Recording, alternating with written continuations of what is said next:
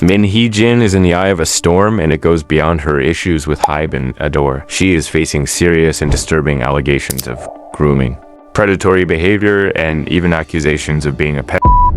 The discussions are intense and widespread. Many are demanding that she be held accountable, with some going as far as to suggest she might be involved in something deeply sinister. There are people saying things like she should be arrested for grooming and she's part of a pedo cult. Others have labeled her behavior as or psychotic. But there are also those who are defending her. Some are questioning the basis of these allegations, pointing out the lack of any solid evidence. For example, one commenter noted K-pop stans are really liberal with these terms. Oh my god. Another wrote, people don't ask for any real evidence for any of the allegations against Heejin. She's a groomer, p-word, anything goes. I've wanted to make this video for some time now, but I wasn't in the right headspace due to some personal reasons and the sensitivity of the topic. However, it's important to address these issues carefully and thoughtfully. So I will be talking about the incidents and controversies that have led to these serious allegations against Heejin and multiple past incidents that fans find quite problematic. Before joining Ador as creative director, Heejin had worked with several second and third generation idol groups under SM Entertainment, including SHINee, FX, Red Velvet, and Girls' Generation, some as young as 13 at the time of their debut. These past controversies have only added fuel to the current grooming allegations against her. This situation is quite complex. Heejin's visual direction with SHINee. In 2009, SHINee made a comeback with their Romeo mini album focused on a boyish beauty concept. Their album photos using props like suspenders, toy cars, and dolls. However, some fans found certain images unsettling, such as Key spraying a water gun on his face and Minho lying down with a drowsy expression, suggesting the concept may have had more mature undertones. Some pointed out that it looks like she was aiming for something other than just boyish beauty. Again, in 2013, Heejin, while working as a visual director under SM Entertainment, was involved in a controversy surrounding the teaser photos for SHINee's comeback album, Sherlock. The photos, which featured the members in provocative poses, with some appearing half-naked, the photos were met with mixed reactions from Shawwals. While some fans appreciated the mature, sexier image of the group, others felt the images were inappropriate, especially given the young age of the members, with the average age being just 20. Heejin was under scrutiny when allegations emerged that Taemin, who was 18 at the time, wasn't informed in advance that he would be going shirtless for the Sherlock photo shoot. This was reportedly to prevent him from gaining muscle, ensuring he would maintain a more boyish look. Additionally, Minho's shirtless photo while sucking on a glass bottle sparked further controversy, with speculations about inappropriate fantasies. A user even claimed that Taemin's shirtless photo shoot was influenced by gay erotic magazines, and SHINee was styled to look younger, adding to the discomfort among fans. Some fans defended Heejin, arguing that her intentions were to create buzz around SHINee's upcoming comeback and to cater to female fans. This part of the video is quite sensitive, and I want to give a disclaimer that I don't have any intentions to throw shades at any of your favorite group or idol mention. I just want to share Heejin problematic work and inspiration. First, what is the Lalita Concept in K-pop? This is about a notorious 1955 novel that's been banned in many countries for its disturbing content. Written by Vladimir Nabokov, it's one of the most controversial books in modern literature. The story follows Humbert, a middle-aged literature professor who becomes obsessed with a 12-year-old girl named Dolores Hayes, whom he calls Lolita. The novel is told from Humbert's point of view, which makes for a really complex and sometimes unsettling read. As he tries to justify and manipulate his troubling desires, it really affects the tone of the story. This portrayal of P-word and the manipulation of a child is the primary reason for the controversy. The Lolita concept in K-pop refers to a style where young idols, or sometimes older idols, are presented in a way that combines childlike innocence with a mature or sexualized undertone. Idols may be dressed in clothing that emphasizes youth, such as school uniforms, pastel colors, or cute playful outfits. Their hairstyles, makeup, and mannerisms are often designed to make them appear younger and more innocent. Despite the childlike appearance, there is an underlying mature or sexual element to the way they are portrayed. This can be seen in their poses, lyrics, choreography, or the way the camera focuses on certain body parts. The contrast between innocence and sexuality creates a provocative image. The Lalita concept is often used to appeal to a wide audience, playing on the tension between purity and seduction. It can be controversial as it blurs the lines between childlike innocence and adult sexuality. This is raising concerns about the objectification and exploitation of young idols. Okay, now there's a thing called symbolic conspiracy theories or symbolic interpretation. I'll explain this. It means use of certain symbols, gestures, or images in a person's work like music videos, movies, or public appearances are intentional and meant to send secret messages to those who understand them. For example, as I'm talking about Lalita, this heart-shaped lollipop you might have seen in Heejin work. In the 1997 film adaptation, Lolita is often shown with a lollipop. This image highlights the theme of corrupted innocence by mixing something childish with the story's darker elements. The lollipop represents Lolita's dual role as both a child and the object of Humbert's inappropriate desires, showing how Humbert both infantilizes and sexualizes her. Before you start commenting that it's just a lollipop and not a big deal or that it's all in your head, I want you to watch the complete video because a lot more disturbing things are coming next. Then with the accusations against Heejin, it will make you question everything more closely. She has also faced accusations of Lolita, especially during her time with FX in the Pink Tape era, where the theme was mature and provocative despite one of the members being a minor. Then her work with Red Velvet, Red Flavor from 2017. Featured revealing outfits and suggestive lyrics was also accused, even though one of the group members was only 17, while the lyrics might not be directly her fault. The concept's fans found questionable. Someone online pointed out that you can really see what's going on in her mind in the Firetruck Mv. And these are the scenes people have criticized for having sexual undertones. SM Entertainment responded by saying that the main character, the little girl, is protected by the 7 members throughout the MV, like guardian angels who show up to turn off her troubles with their fire hose. NCT 127 appears whenever she's in danger. And the scenes where they spray water are supposed to represent a cool, refreshing concept for the hot summer. I want to believe that, but honestly, it still feels odd and unsettling to watch. And now, let's address the most troubling issue. The allegations about Heejin's Instagram and studio walls, which some people are calling the Pedo Wall. Heejin posted a photo of a blonde girl without a top on her Instagram. This girl is the main character of a film released a long time ago, and the plot is disturbing. It's about a man who marries the daughter of a wealthy woman with a mental handicap for the sake of his investment business, and then R-word her. This poster is from the movie Le Faro de Padre. Fans spotted 2 posters on Heejin's studio walls from these movies, which have P-word themes. Second one is from the movie called Salon Kitty, an erotic war film about a brothel being used to spy on the Nazis. Interestingly, both films feature the same actress, Terresa Ann, who seems to be a favorite muse of Heejin. Let me tell you her story briefly. Teresa ran away from home at 16 and moved to Italy, where she initially lived in a hippie community in Sicily.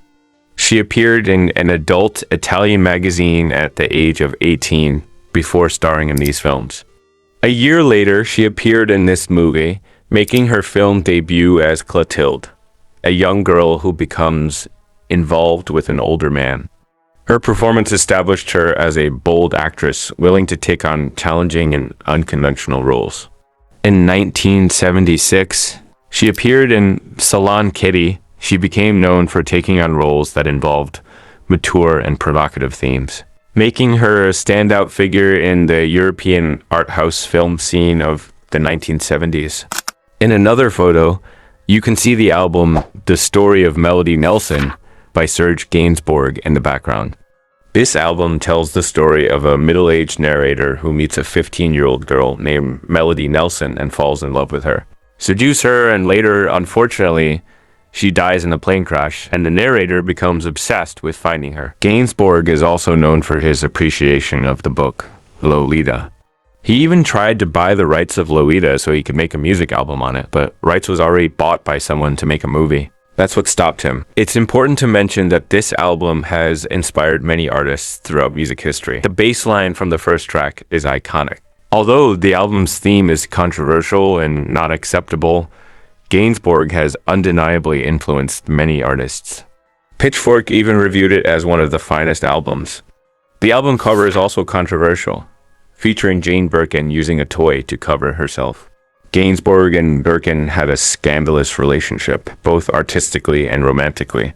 36-year-old Gainsbourg and 19-year-old Birkin, which added to his image as a cult hero for generations of young men who sought to use art to attract young women. Another inspiration seems to be Natalie Portman, specifically from her role in Leon, The Professional, 1994. The movie is about a 12-year-old girl taken in by a professional after her family is tragically lost. An unusual relationship forms. This movie has a sexual undertone. Keep in mind Natalie Portman was 11-year-old when she was acting in this movie. And Natalie talked about Lalita Concept of the movie in 2020. She said, "I was definitely aware of the fact that I was being portrayed as this Lolita figure.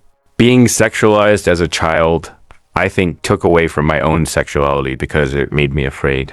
And it made me feel like the way I could be safe was to be like, I'm conservative and I'm serious and you should respect me. And I'm smart and don't look at me that way." According to many netizens, these pictures seem to be inspired by Natalie's character from the movie. Moving on, next on the list is Brook Shield. Heejin has pictures of Brook Shields, who was allegedly an inspiration for some of her concepts.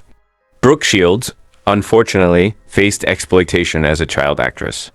Her first major film role was in Pretty Baby, 1978, when she was just 11, playing a character in a controversial setting about a child in early 20th century New Orleans. Later, at 15, she starred in The Blue Lagoon, 1980. Which further stirred controversy and put her in a difficult position at a very young age. Turned Shields into a provocative X symbol. She was 15. Heejin responded to the accusations by saying, "Some time ago, my personal Instagram posts were criticized based on speculations. I heard from acquaintances and companies that it was an issue not worth responding to because it was absurd. But the more I thought about it, there is no reason for me to just let it go." She dismissed the accusations, explaining that the photos were just a gift from someone I know and that they were from a few years ago. Fans didn't buy this. I mean, really? My friends would most likely gift me something I like or am interested in, and that's generally how it works, and it doesn't matter when it was gifted. She works with minors and seems to have a pattern of questionable decisions, so I understand why fans are concerned. Newjeans members have also been involved in controversies over their outfits. The youngest members were criticized for wearing too revealing clothes in Newjeans' music video, Attention. Additionally, a shirt with pimp written on it was deemed highly inappropriate for a young idol to wear. The word pimped generally has negative connotations. Heejin's explanation for this was, the word started as a slang term in the 70s and is still used in the United States to mean to decorate gorgeously and has great cultural value. Seriously. Bitch, you better be joking. She also addressed the lyrics of the song Cookie, explaining that Cookie is a song for fans, and that we made this album with the heart of carefully baking cookies. These weak explanations for serious accusations kind of show that she doesn't really care or think much about it. Another serious accusation against her comes from a former Ador employee. According to Hybe's claims in March 2024, when an executive-level employee, referred to as Executive A, was accused of inappropriate behavior like workspace bullying and sexual harassment toward female employees of Ador. Men pressured the victims instead of supporting or protecting them, Hybe legal representatives stated. When a case involving Executive A was reported around March 2024, she made shockingly inappropriate remarks and pressured female employees to adopt a submissive attitude. Additionally, Hybe claimed that Heejin mistreated her female co-workers, using derogatory terms and threatening them. Fast forward to August 8th, 2024, when a victim of Executive A's inappropriate behavior came forward with an Instagram account, posting a series of images along with a detailed statement about what happened.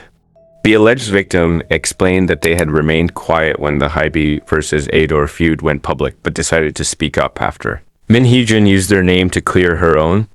According to the victim's statement, they were not the only one harassed by Executive A.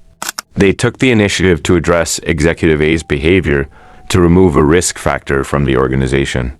The victim stated, "In CEO Heejin's narrative, I was portrayed as deserving of abuse, labeled in extremely derogatory terms. According to her, I was not a victim of Executive A's actions, but rather an accursed person who left the company due to incompetence and sought to harm others. However, I was simply a dedicated member of Ador who wanted to perform my duties diligently and contribute to the organization. Now, I wait for a sincere apology from CEO Heejin and executive. I hope there will be no further misrepresentation as there was before. Please correct any misinformation with specific details.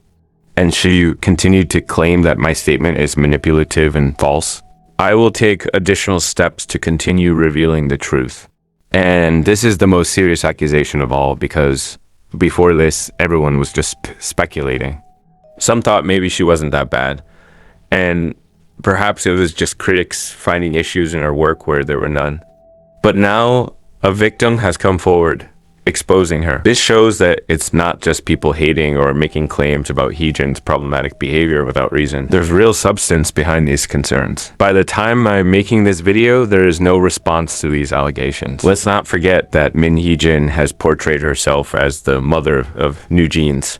And that's one of the most concerning and manipulative tactics she's used. She wasn't involved with the group from the very beginning, so why does she keep saying things like she's their mother? At the end of the day, she's a CEO, and her ultimate goal is profit. She even claimed during her infamous press conference that she isn't after money. Seriously, her actions suggest otherwise. It doesn't seem like she genuinely cares about the girls. Look at how she dragged multiple groups, including BTS, Newjeans, Violet, and Les Seraphim, into her legal mess just to gain public sympathy and support from fans. This has sparked huge fan wars, yet she hasn't addressed any of the serious accusations against her. What's even more alarming is how she's managed to convince bunnies, who are likely very young, that anyone criticizing Heejin is automatically hating on Newjeans. This narrative has been cleverly crafted by none other than Heejin herself. Now, I want to clarify that most of these are accusations, not proven facts. There were many more allegations about the sexualization of minors against her, but I didn't include them in this video because it's hard to distinguish what's true and what's misinformation. Plus, this topic is already heavily discussed online. I have a lot more to discuss, so if you're interested in another part, let me know in the comments. I want to end this video with a note that P-word allegations are a serious crime, and so be careful with that. But I do think her personal space and inspirations are really fucked up. Raise valid concerns, and it's understandable why people would start speculating given the pattern of these allegations.